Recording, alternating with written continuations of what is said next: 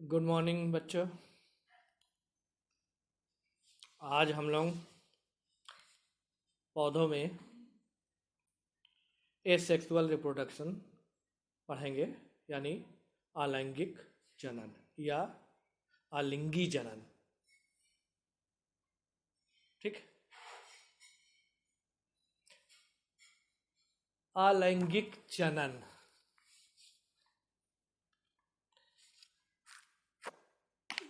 अलैंगिक जनन केवल एक ही जनक में होता है, केवल एक ही जनक में होता है। अर्थात इससे संतान जो उत्पन्न होती है वो केवल एक ही जनक से उत्पन्न होते हैं। ये माने मेल से भी उत्पन्न हो सकता है और फीमेल से भी उत्पन्न हो सकता है। इसमें दो माने अगुणित युग्मक कोशिकाएं नहीं बनती, जो कि सेक्सुअल रिप्रोडक्शन में बनता है। इनमें अगुणित युग्मक कोशिकाएं नहीं बनती। इनमें जो कोशिकाओं से नए संतान की उत्पत्ति होती है वो सूत्री विभाजन द्वारा विभाजित होती है।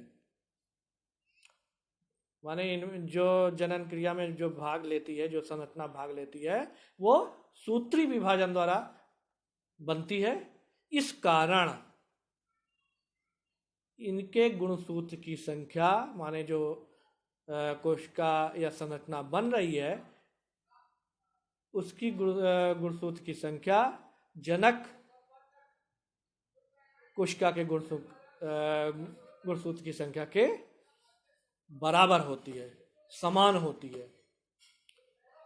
इनमें उत्पन्न संतानें अपने जनक के बिल्कुल समान होते हैं। अर्थात जनक में जो भी आनुवंशिक गुण होते हैं, इनसे उत्पन्न संतानों में भी वो पाया जाता है। और इस आधार पर हम ये कह सकते हैं कि एसेक्सुअल रिप्रोडक्शंस में उत्पन्न संतान अपने जनक का पुंजक अर्थात क्लोन होता है, यानी सभी गुणों में अपने माता पिता के समान होता है। इस जनन में जितनी भी संतानें उत्पन्न होती है, सभी के सभी अपने माता पिता के समान होते हैं और संतानें भी एक दूसरे के आनुवंशिक गुणों के समान होते हैं। सभी एक ही समान होते हैं। चूंकि ये जनन केवल एक जनक के द्वारा हो रहा है, इसलिए इसे एक जनक जनन भी अर्थात सिंगल इंडिविजुअल रिप्रोडक्शंस भी कहते हैं।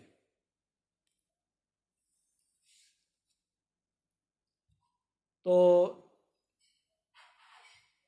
इस जनन की अगर हम विशेषताओं की बात करें तो इस जनन में केवल एक जनक भाग लेता है। इसमें जो कोशिकाएं विभाजित होती है, विभाजित होकर के जो संरचना बनाती है, वो केवल सूत्री विभाजन द्वारा होता है। इसलिए इसे सोमैटोजेनिक कहा जाता है। इसमें अगली विशेषता, इसमें अर्धसूत्री विभाजन नहीं होता है, अर्थात इनमें गैमीट का विकास नहीं होता है या गैमीट का निर्माण नहीं होता है। तीसरी विशेषता है चूंकि इसमें ना नर गैमीट बनता है ना मादा गैमीट बनता है, तो दोनों गैमीटों में निषेचन की क्रिया भी नहीं होती है, अर्थात फर्टिलाइजेशन भी नहीं होता है, और इस जनन की क्रिया में कोई विशेष जनन अंग का भी विकास जनक में नहीं होता है। संतति एवं जनक में गुणसूत्रों की संख्या, संरचना तथा गुणसूत्रों में पाए जाने वाले सभी जीन एक समान होते हैं।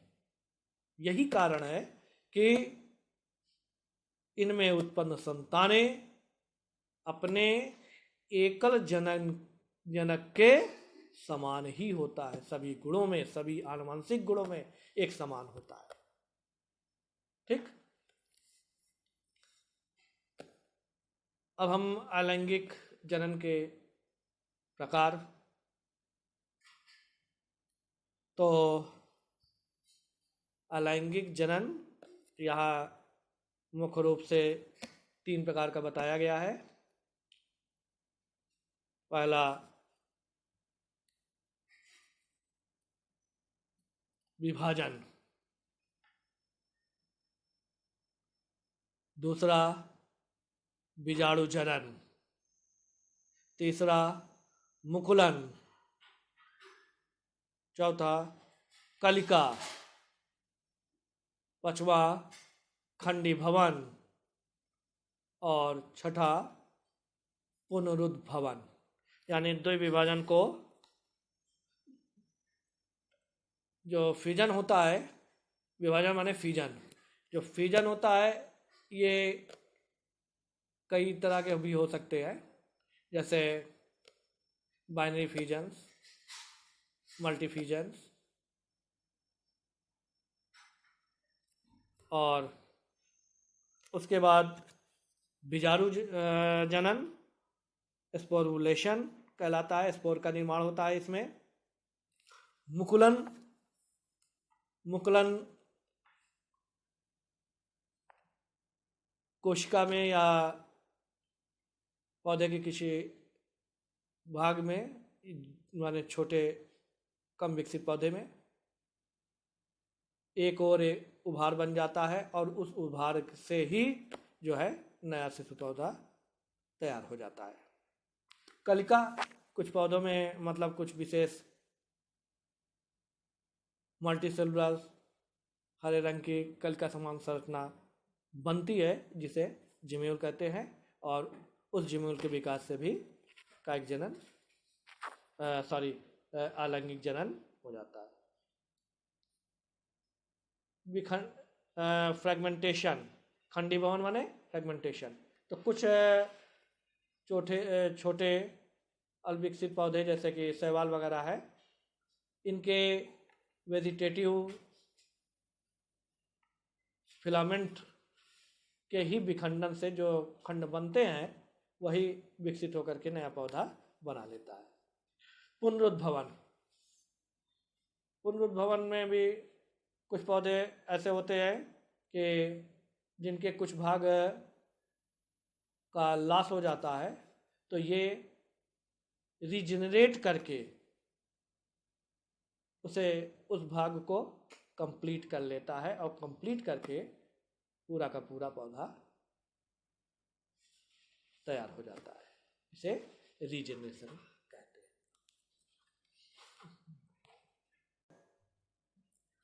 हैं। तो 6 प्रकार का मैंने ये सेक्सुअल रिप्रोडक्शंस बताया। तो इनमें जो है पहला विखंडन द्वारा सेक्सुअल रिप्रोडक्शंस। तो विखंडन क्या होता है कि एकमात्र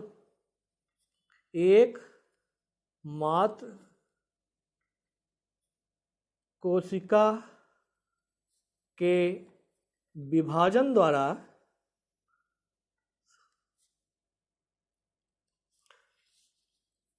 दो या दो से अधिक संतति कोसा बनाते हैं तो उसे विखंडन कहते हैं।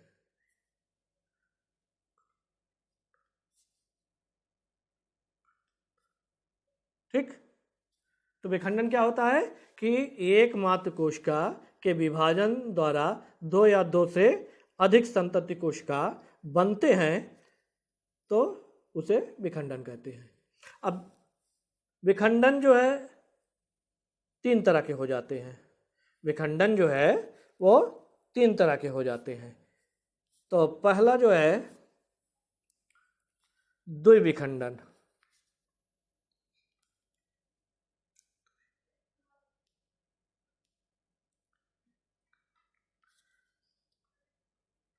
जिसको अंग्रेजी में बाइनरी फिजन कहते हैं। और दूसरा बहु विखंडन, जिसे मल्टीपल फिजन कहते हैं। और तीसरा प्लाज्मोटॉमी। ये तीन तरह के हो जाते हैं। तो पहले आप आ जाइए द्विविखंडन, बाइनरी फिजन।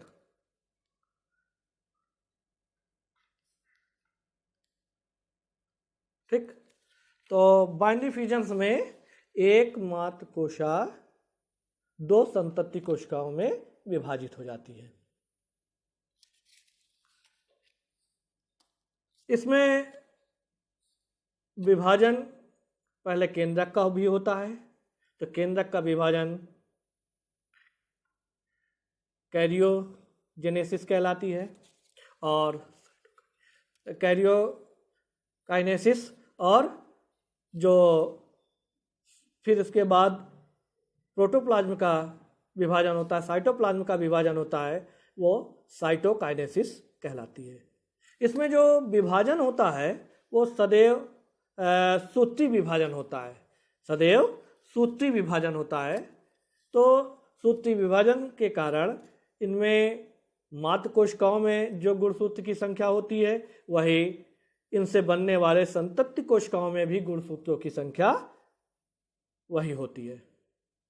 इसलिए ये भी अपने मात्र कोशिका के समान ही होते हैं, अपने मात्र जनक के समान ही होते हैं।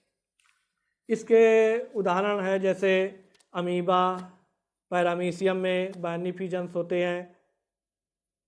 इसके अलावा बैक्टीरिया में, ईस्ट कोशिका में, इनमें बाइनरी फिजन्स ही होता है।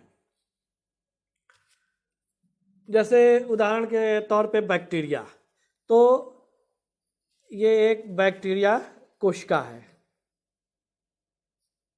ठीक, मध्य में न्यूक्लियस,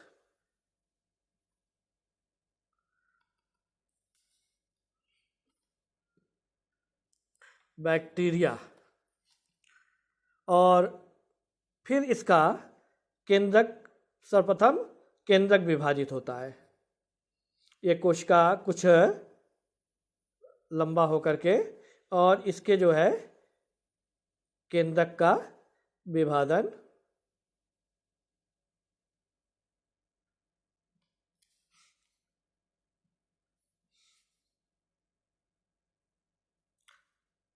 फिर ये केंद्रक जो है दो भागों में बढ़ जाता है। फिर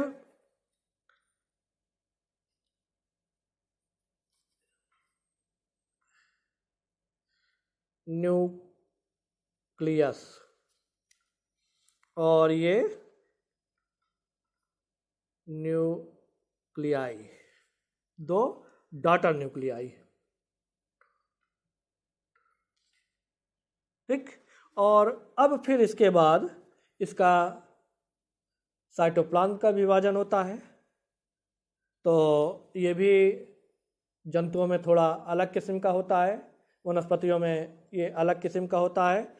वनस्पति कोशिका में साइटोप्लाज्म का विभाजन दोनों न्यूक्लियाई के बीच नई कोशिका पट्ट बन जाने से और फिर उसके बीच नई कोशिका भित्ति बन जाने से एक कोशिका से दो कोशिकाएं बन जाती है।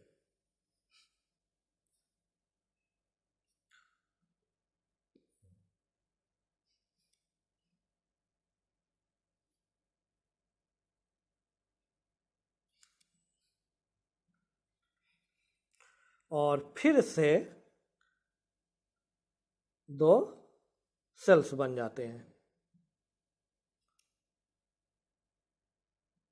दो संतति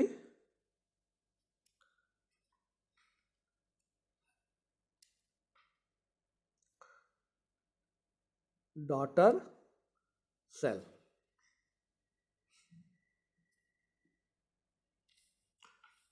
इस तरह से ये बाइनरी फ्यूजन एक कोशिका से दो संतति कोशिकाओं के बनने की क्रिया को बाइनरी फ्यूजन कहते हैं। ये किन में होता है? ये ज़्यादातर एक कोशिकीय होता है।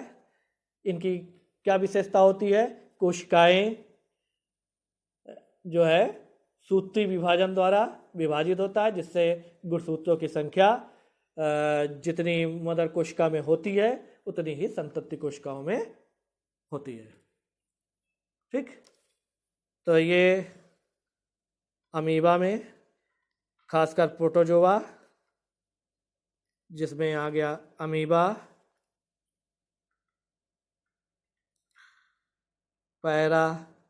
Paramecium, bacteria,